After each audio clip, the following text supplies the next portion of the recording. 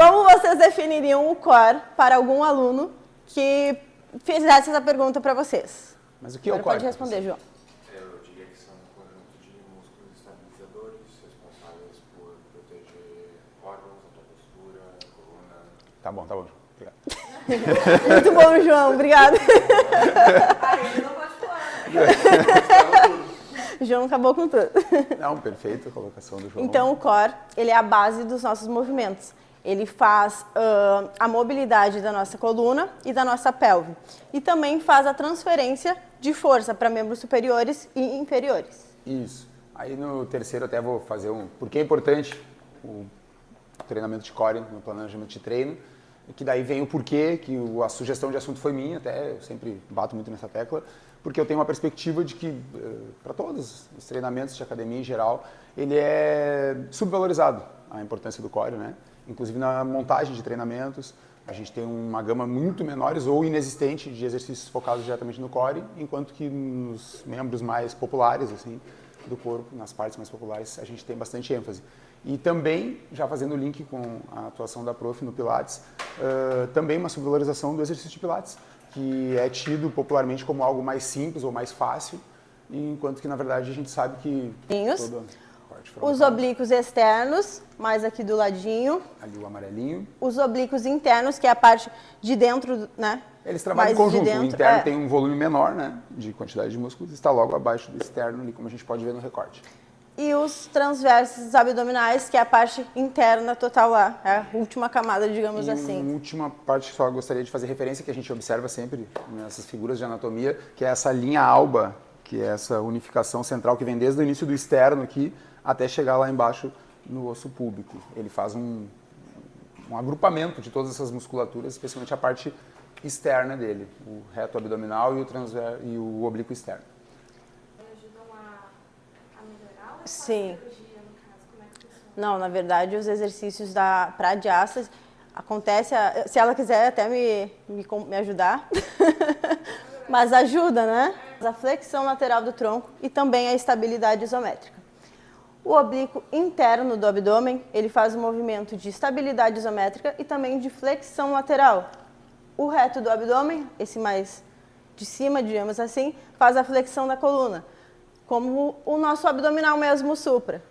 É um exemplo bem básico prático. De levantar-se da cama, né? Sentar-se para iniciar o processo de levantar-se. E o oblíquo interno, ele tem um papel, de certa forma, acessório ao oblíquo externo, mais limitado o raio de ação dele, até pelo feixe muscular dele ser bem menor, mas ele basicamente faz as mesmas funções que o externo com mais interferência no movimento de flexão lateral do corpo. E o interno mais estabilização. Os músculos internos têm mais papel de estabilidade do que de movimentação. Pode passar. O feminino tem uma musculatura a mais, que é a coccipubiana, isso, que para as mulheres tem um papel diferenciado devido à diferença dos órgãos genitais do homem e da mulher. Aí a função dele, do assoalho pélvico, é a manutenção também da pressão interna do abdômen, sustentação dos órgãos internos, auxiliar no levantamento de peso e também, como eu falei lá no início, fazer o controle da urina e na hora do trabalho de parto.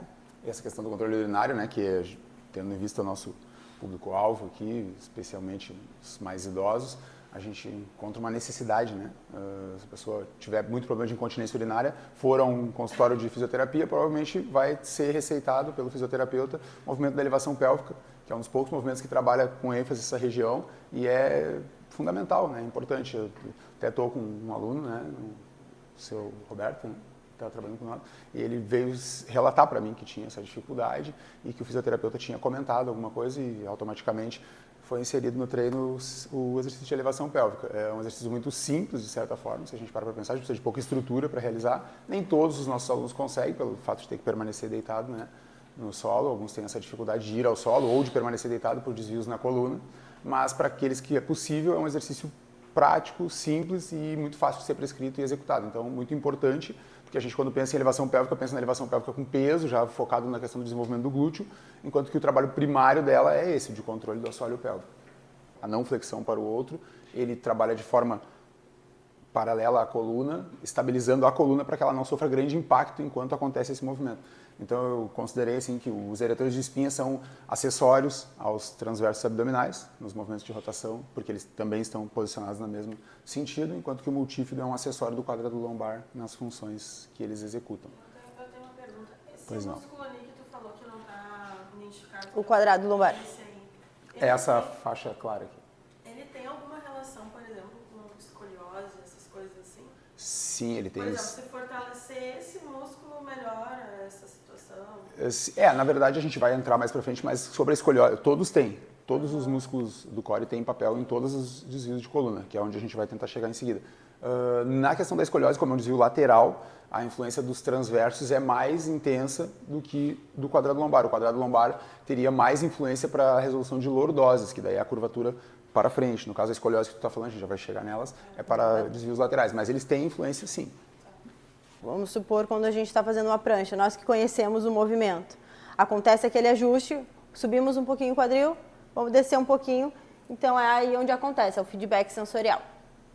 E então, a sinergia muscular, que é quando todos os nossos músculos do core se ativam para que mantenha a estabilidade e também a postura e também a eficiência deste movimento que nós A iniciamos. gente vai trabalhar com a questão de um autoconhecimento.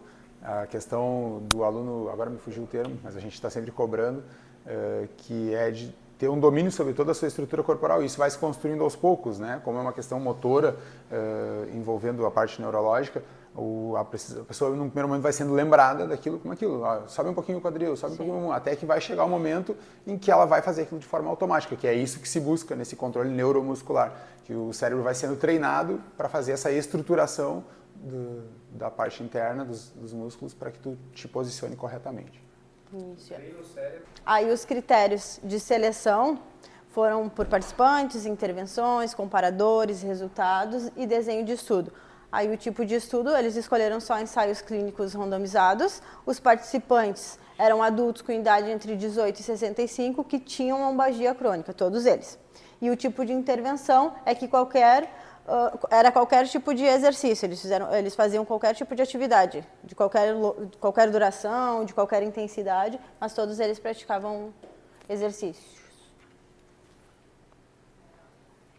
Bom, o grupo controle, né, o grupo de comparação, é quem não praticou nenhuma atividade e de exercício, uma coisa bem óbvia, né, quando se trata de aplicação de exercícios, quem fez e quem não fez, e os resultados, como não tinha essa delimitação de período, de tempo, assim, variava muito, alguns eram por 6 semanas, alguns por 12 meses, então eles optaram pelos que tivessem um tamanho maior de amostragem para ser a referência básica dos resultados, né, quem atingiu o maior número de pessoas. Desculpa, eu não prestei muita atenção. Então,